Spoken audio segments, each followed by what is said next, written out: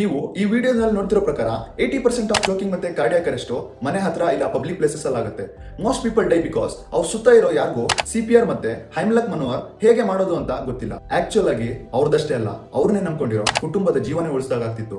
ನೀವು ಡಾಕ್ಟರ್ ಆಗಬೇಕು ಅಂತಾನೆ ಇಲ್ಲ, ಜಸ್ಟ್ 10 minutes ಇದನ್ನ ಹೇಗೆ ಪರ್ಫಾರ್ಮ್ ಮಾಡಬೇಕು ಅಂತ ತಿಳ್ಕೊಳ್ಳಿ. Next time when someone collapse or chokes you can be the reason the survive. ನಿಮಗೂ ಕೂಡ ಈ ಲೈಫ್ ಸೇವಿಂಗ್ CPR ಮತ್ತೆ ಹೈಮ್ಲಕ್ ಮನೋವರ್ನ ಕಲಿಬೇಕು ಅಂತ ಅನ್ಸಿದ್ರೆ ನನ್ನ ಫಾಲೋ ಮಾಡಿ, PDF ಅಂತ DM ಆರ್ ಕಮೆಂಟ್ ಮಾಡಿ, ನಾನು ನಿಮಗೆ ಕಳಿಸ್ಕೊಡ್ತೀನಿ.